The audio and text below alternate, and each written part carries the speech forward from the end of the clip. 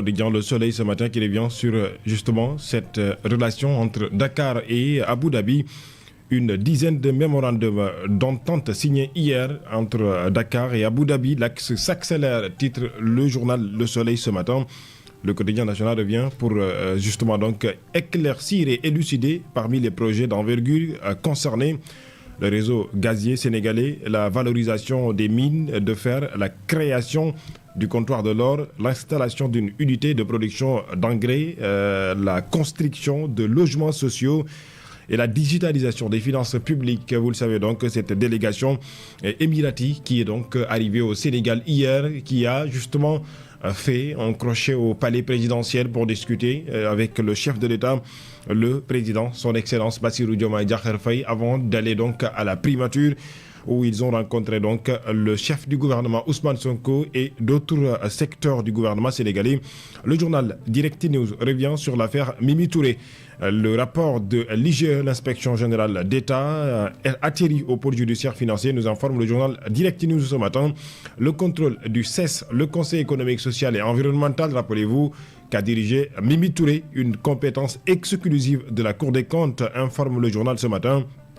L'affaire concernant l'ancienne première ministre ou première ministre Aminata Touré connaît une nouvelle évolution puisque l'agence judiciaire de l'État, AGE, a donc officiellement transmis au pôle judiciaire financier le rapport établi par l'inspection générale d'État concernant le CES, le Conseil économique, social et environnemental. Dans l'article 25 de la loi organique du CES du 28 décembre 2012 et relative à son organisation et à son fonctionnement, sachez qu'il est mentionné que le Conseil économique, social et environnemental jouit d'une autonomie financière et dispose d'un comptable public, informe le journal. Aminata Touré a toujours nié ces accusations, qualifiant le rapport de fantôme. Et aujourd'hui, ce rapport a été donc transmis au pôle judiciaire financier. Aminata Touré propose une audition publique pour clarifier la situation. Le quotidien Source A revient sur Abbas Fall et Bougar Diouf. Lui, vous le savez, qui lui avait le premier Abbas Fall, le maire de la ville de Dakar, lui avait porté plainte. Bougar Diouf, libre après son audition par la sûreté urbaine. Abbas Fall enrage, informe le journal ce matin, puisque dans ses écrits, Abbas Fall a dit, je cite, Mbougar est libre après avoir gravement porté atteinte à notre honorabilité. Cette main derrière la libération doit avoir honte. C'est ce qu'a dit Abbas Fall. Il poursuit, protéger le président est devenu un passe-droit pour insulter et diffamer sans raison et sans tirer. C'est ce que nous avions voulu ou vendu aux Sénégalais. Quelle honte! C'est ce qu'a écrit en tout cas Abbas Fall après cette audition suivie de la libération de, bien dirait-on, un Bougar Diouf. Le quotidien L'Évidence parle de démantèlement d'un réseau de prostitution en ligne. 2148 vidéos sexuelles saisies, informe le journal, qui à sa une principale parle en tout cas du budget au niveau donc de l'Assemblée nationale. Vous le savez, le vote du budget, surtout du ministère de la Pêche. Les députés sonnent l'alarme sur l'avenir de la pêche sénégalaise. La pression pétrolière et la raréfaction du poisson. Les élus redoutent un impact sur la pêche artisanale. C'est ce que informe le journal L'Évidence ce matin. Enquête revient sur la coopération entre Dakar et Abu Dhabi. La grande offensive émirati, titre le journal. L'État nage dans le gage pour parler de la reprise de Yakar Teranga. Biram Souleye Diop, ministre de l'Énergie, du Pétrole et du Gaz, veut remplacer Cosmos par Petrosen. Il faudrait donc au minimum 6 milliards de dollars pour commencer l'exploitation. Titre le journal Le Quotidien ce matin, qui parle aussi du décret portant réorganisation de la primature. Le gouvernement accusé de plagiat, à titre le journal ce matin. Maître Bamba Cissé, ministre de l'Intérieur du Sénégal, et à la une du journal Walf Quotidien, lutte contre la mendicité, le déguerpissement ou les déguerpissements des marchands ambulants, le vagabondage. Ce matin, Bamba Cissé, droit dans ses bottes, titre Walf Quotidien. Nous voudrons instaurer la discipline et nous y arriverons, a-t-il dit hier devant l'Assemblée nationale, les parlementaires, les représentants du peuple sénégalais. Le quotidien Libération revient et fait en quelque sorte donc, dirait-on en tout cas, suit l'information, l'évolution selon laquelle Mogate, dirait-on en tout cas, vous le savez, le journal en a parlé d'ailleurs hier, serait donc en tout cas en bisbille avec la justice sénégalaise. Les révélations de l'enquête nous dit le journal Libération ce matin. Les enquêteurs de la BAG ou la brigade d'affaires générales ont effectué en compagnie de Mogate des descentes en Mbao.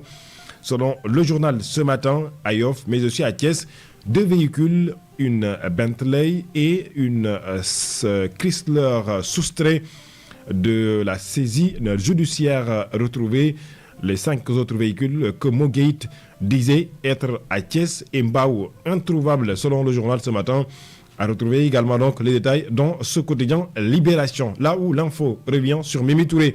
Livré au pôle judiciaire financier, l'agence judiciaire de l'État a transmis au pôle judiciaire financier donc le rapport de l'inspection générale d'État portant sur sa gestion au niveau donc du CES, le Conseil économique, social et environnemental. Maître Bamba Cissé à la une du journal Réumi ce matin. Le discours cash de Maître Bamba Cissé devant les députés.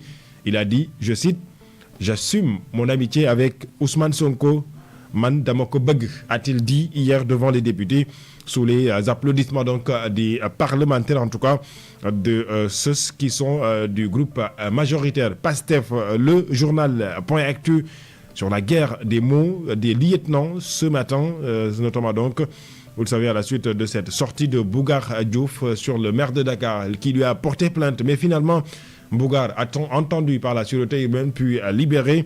Abbas Fall, Bougar est libre après avoir gravement atteint à mon honorabilité. Je le disais donc tout à l'heure, Bougar réplique en saluant l'engagement de la coalition Diomaye à ses côtés.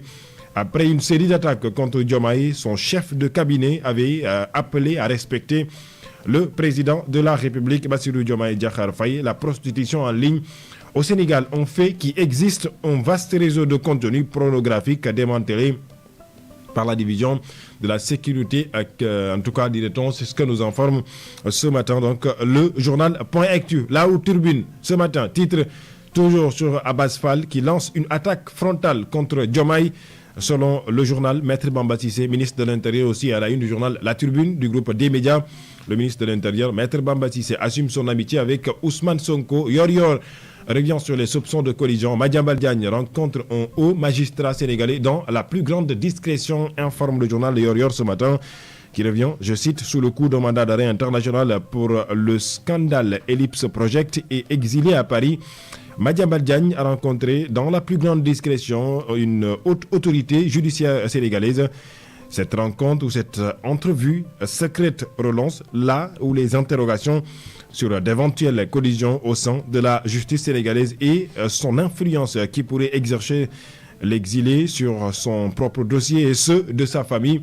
C'est ce que, en tout cas, nous informe le journal Yor ce matin, qui revient aussi sur cet axe Sénégal-Émirats Arabes Unis. 10 accords stratégiques pour booster l'énergie, les mines, l'agriculture, la santé, entre autres. C'est ce que nous parle le journal ce matin. Les Échos à sa une ce matin revient sur les questions judiciaires. Inculpé et placé sous mandat de dépôt depuis plus de 9 mois. Tahirou Sarr, enfin auditionné mercredi prochain, tout comme Farba Ngom le sera donc lundi prochain. C'est la première audition depuis sa détention le 28 février 2025, une occasion de remonter ou de démonter toutes les accusations et de rétablir la vérité. Le journal Sud Quotidien ce matin parle de santé, l'implantation percutée de valves aortiques au Sénégal. Une prouesse qui change la cardiologie régionale, titre le journal. Pour l'Observateur ce matin, eh bien, sachez que le journal s'intéresse sur le forfait du Sénégal aux Jeux africains de la jeunesse. C'est absurde, irresponsable, selon le journal ce matin. La grosse colère des présidents de fédération face au forfait du Sénégal aux Jeux africains de la jeunesse. Parallèlement, le journal L'Observateur parle aussi de la transhumance ou la transmission présumée du rapport de l'IGE au parquet judiciaire financier. Diomaye Sonko à l'épreuve du dossier Mimi, titre le journal L'Observateur ce matin. Là, parle aussi de Mimi Touré dans l'œil du cyclone, titre ce matin le journal. La guerre des mots des lieutenants, comme l'a dit le journal Point Actu ce matin. Les quotidiens sportifs reviennent sur aujourd'hui, ce jeudi, la liste des Lions du Sénégal, ou en tout cas des commandos qui vont représenter les couleurs de la nation à la CAN Maroc 2025 sera publiée par le coach Pape Thiaw. Eh bien, parallèlement, sachez que Point Actu nous informe une bonne nouvelle en nous disant que Ismaïla Sarr sera de retour ce week-end. Donc, il est en quelque sorte donc bien rétabli selon le journal Point Actu Sport ce matin. Nous reviendrons pour plus amplement parler ou détailler en tout cas les sujets phares de l'actualité au courant donc de cette matinale. Il est là, Birahim Touré. Bonjour Birahim, c'est encore une fois un plaisir de vous recevoir. Bonjour Alamine, un plaisir également de te retrouver et de retrouver l'ensemble des auditeurs et internautes qui nous suivent. Bon réveil matinal. Merci. On va enchaîner avec justement donc l'édition de 7h en version française. Ce sera avec Birahim Touré juste après ceci.